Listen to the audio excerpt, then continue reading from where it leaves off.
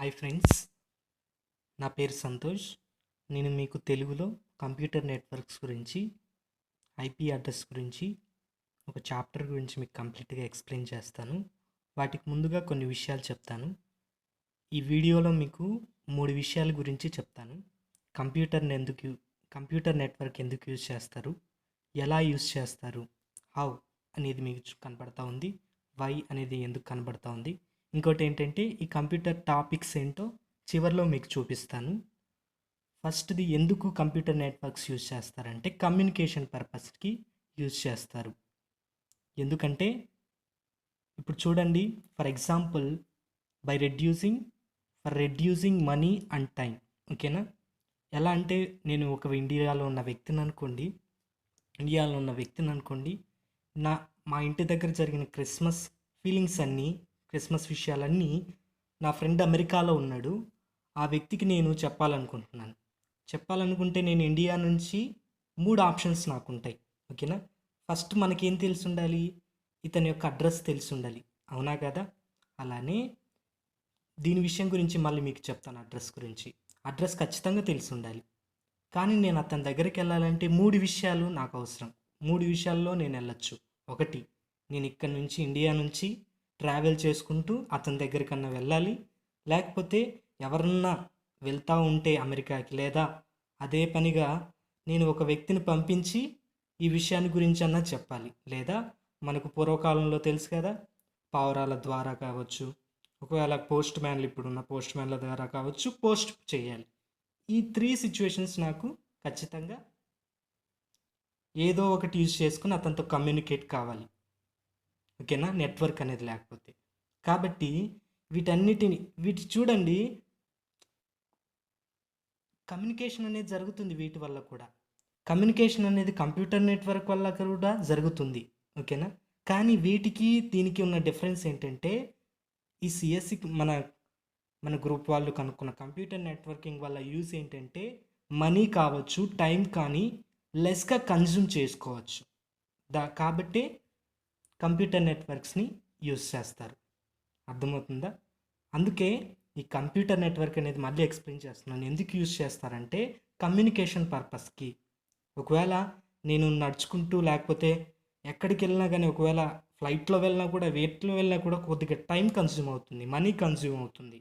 ఒకవేళ another person వెళ్తున్నా, లేకపోతే అతను అక్కడికి చేరలేకపోతున్నా, ఒకవేళ మనీ ఖర్చు లేకపోయినా అతడు అక్కడికి వెళ్ళే వ్యక్తి అయి ఉండి అతడు అక్కడ వెళ్ళేసరికి టైం కన్జ్యూమ్ అవుతుంది. ఓకేనా? ఈ పోస్ట్ చూడండి, ఇక్కడ మనీ కన్జ్యూమ్ అవుతుంది, టైం కన్జ్యూమ్ అవుతుంది.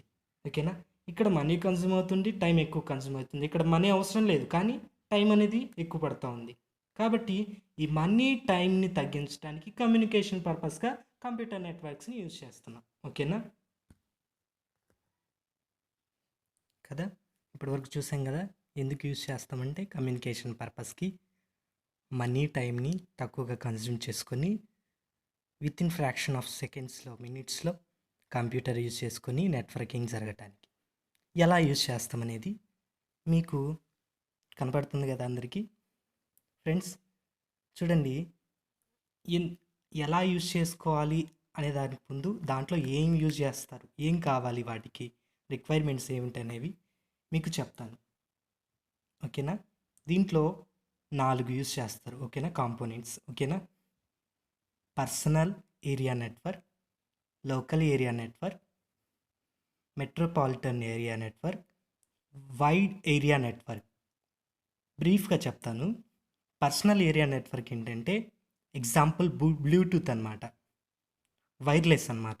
అది వితిన్ 1 మీటర్ గ్యాప్లోనే జరిగిపోతుంది. ఒకవేళ నేను ఒక వ్యక్తిని బ్లూటూత్లో ఫైల్స్ షేర్ చేసుకోవాలనుకుంటే, అతడు నా పక్క నుంచి వెళ్ళిపోయాడు అనుకోండి, నాకు తెలిసిన విషయాలే, అది దాదాపు ఆ కనెక్షన్ అనేది ఎస్టాబ్లిష్ అనేది ఆగిపోతుంది. ఓకేనా? ఫర్ ప్యాన్కి చెప్పాను కదా, ప్యాన్ వైర్లెస్. ఓకేనా? అది వితిన్ 1 మీటర్ లోపల, అంటే రేంజ్ ఆఫ్ పర్సన్ మీద డిపెండ్ అయి ఉంటుంది. సెకండ్, ఇది లోకల్ ఏరియా నెట్వర్క్. ఈ లోకల్ ఏరియా నెట్వర్క్ అనేది 2 టైప్స్ ఉంటాయి. వైర్డ్ ఉంటుంది, అన్వైర్డ్ ఉంటుంది. ఓకేనా? వైర్డ్లో స్విచెస్, హబ్స్ యూజ్ చేస్తారు. వైర్లెస్లో అయితే యాక్సెస్ పాయింట్ అని యూజ్ చేస్తారు. ఓకేనా, అర్థమవుతుందా?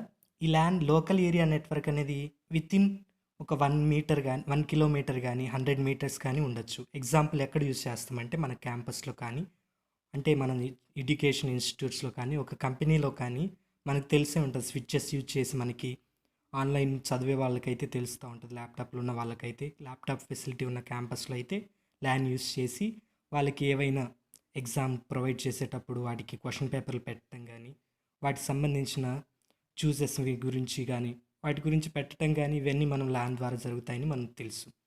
అలాగే మెట్రోపాలిటన్ ఏరియా నెట్వర్క్, ఇవన్నీ కూడా మీకు చాలా బాగుంటుంది. మీరు జాగ్రత్తగా వినాలి. ఇది ఎక్కడ యూజ్ చేస్తామంటే టెలివిజన్స్కి యూజ్ చేస్తాం. మీకు తెలుసు కదా, జెన్సన్ బాక్స్ ఉంటుంది.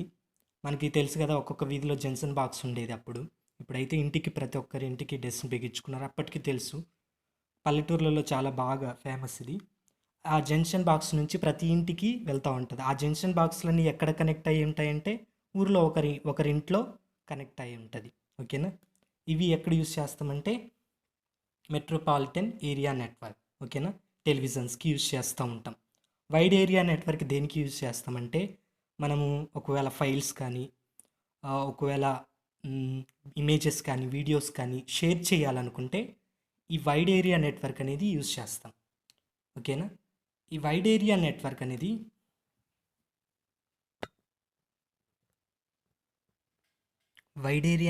అనేది ఫైల్ షేరింగ్కు ఉపయోగిస్తూ ఉంటాం. సపోజ్ మెసేజ్ కావచ్చు, వాట్సాప్లో వీడియోస్ కావచ్చు. ఈ వైడ్ ఏరియా నెట్వర్క్ అనేది ఇంటర్నెట్ యూజ్ చేసుకొని యూజ్ చేస్తూ ఉంటారనమాట. ఇది వైర్లెస్గా యూజ్ చేస్తారు. ఓకేనా, పర్సనల్ ఏరియా నెట్వర్క్లు నేను చెప్పాను వైర్లెస్ అని. ఓకేనా, లోకల్ ఏరియా నెట్వర్క్లో యాక్సెస్ పాయింట్ యూజ్ చేస్తారు. ఓకేనా, ఒకవేళ వైర్డ్లో యూజ్ చేస్తే ల్యాన్ని స్విచ్చెస్ కానీ హబ్ కానీ యూజ్ చేస్తారు. అలాగే మ్యాన్లో వైడ్ యూజ్ చేస్తారు. దాంట్లో రౌటర్ కానీ మోడెమ్ కానీ యూజ్ చేస్తారు. ఓకేనా, వైడ్ ఏరియా నెట్వర్క్లో రేడియో కానీ, మైక్రోవేవ్స్ కానీ, ఇన్ఫ్రారెడ్ లేజర్ కానీ యూజ్ చేస్తారు. ఏవి యూజ్ చేస్తారో అర్థమవుతుంది కదా. ఎలా యూజ్ చేస్తారంటే నేను ముందుగా లాస్ట్ వీడియోలో అడ్రస్ గురించి మళ్ళీ చెప్తానన్నాను కదా. చూడండి, ఫస్ట్ చూసిన ఎగ్జాంపుల్లో ఎక్కడికైనా వెళ్ళాలంటే ఏం కావాలని చెప్పాను? అడ్రస్ ముందు తెలియాలి, తర్వాత 3 రకాలుగా వెళ్తామని చెప్పాను. ఓకేనా, అలానే కంప్యూటర్ నెట్వర్క్స్ అంటే ఏంటి? కంప్యూటర్ని యూజ్ చేసుకుని కమ్యూనికేషన్ జరగటం. కంప్యూటర్కి అర్థమయ్యే లాంగ్వేజ్ ఏంటి? Binary language. మనిషికి అర్థమయ్యే లాంగ్వేజెస్ ఏంటి? మనకు తెలుసు, ఇంగ్లీష్ కావచ్చు, తెలుగు కావచ్చు, ఏదైనా కావచ్చు. ఆ భాషలో మనకు తెలిస్తే ఆ ప్లేస్కి వెళ్ళొచ్చు. అలాగే కంప్యూటర్కి అర్థమయ్యే భాష ఏంటి? Binary language. కాబట్టి ఆ అడ్రస్ అనేది బైనరీ లాంగ్వేజెస్లో ఉంటుంది. ఆ బైనరీ లాంగ్వేజ్లో ఉన్న ఆ అడ్రస్ దాన్ని ఏమంటారంటే ఐపీ అడ్రస్ అంటారు. కనబడుతుంది అందరికీ? ఓకేనా, ఐపీ అడ్రస్ యూస్ చేసుకుని కనెక్షన్ ఎస్టాబ్లిష్ చేస్తారనమాట. ఓకే, ఇప్పుడు చూడండి ఎలా జరుగుతుందనేది, హౌ అనేది మీకు ఇప్పుడు క్లారిటీగా చెప్తాను. ఇప్పుడు నేను చెప్పాను కదా, ఇక్కడ ఉన్న నేను అమెరికాలో ఉన్న వ్యక్తితో మెసేజ్ పంపివ్వాలి. క్రిస్మస్ గురించి మెసేజ్ చేంజ్ చేయాలి.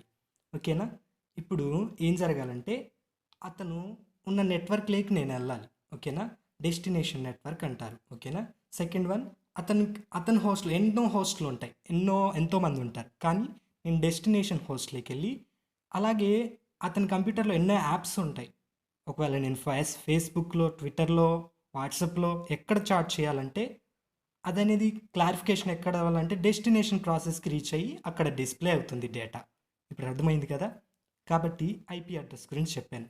ఎందుకు ఐపీ అడ్రస్లో బైనరీ యూజ్ చేస్తామంటే only machine understood binary language కాబట్టి. ఓకేనా, ఇప్పుడు మనము దీంట్లో ఐపీ అడ్రస్ అనేది ఎందుకు యూజ్ చేస్తామంటే అది బైనరీ లాంగ్వేజ్ అని చెప్పాను. కానీ మనకున్న ప్రాబ్లం ఏంటి? మన లాంగ్వేజ్ ఏంటి? ఒకవేళ ఇంగ్లీష్ కావచ్చు, తెలుగు కావచ్చు.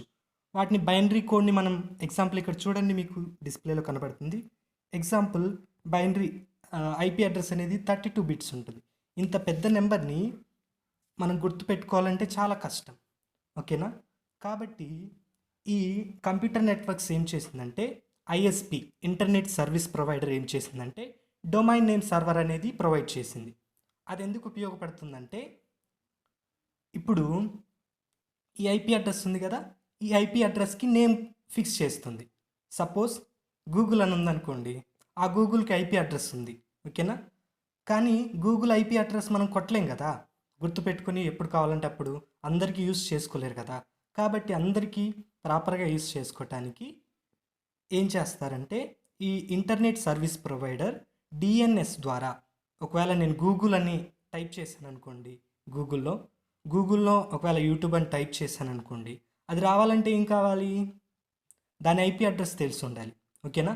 ఆ ఐపీ అడ్రస్ తెలిసి మనకు కనెక్ట్ అవ్వాలి. కానీ మనకు ఐపీ అడ్రస్ తెలియకపోయినా యూట్యూబ్లో సెర్చ్ అవుతుందా? కారణం ఏంటంటే ఈ ఇంటర్నెట్ సర్వీస్ ప్రొవైడర్ ఏం చేస్తుందంటే డిఎన్ఎస్లోకి వెళ్ళి ఈ ఏదైతే మనం సెట్ చేసామో గూగుల్ అనేది డిఎన్ఎస్లోకి వెళ్ళి దాంట్లోనున్న ఐపీ అడ్రస్ని తీసుకుని అక్కడికున్న సర్వర్కి, డెస్టినేషన్ నెట్వర్క్కి, డెస్టినేషన్ హోస్ట్కి, డెస్టినేషన్ ప్రాసెస్కి రీచ్ అయ్యి మరలా మనకి మెసేజ్ రిప్లై ఇస్తుంది.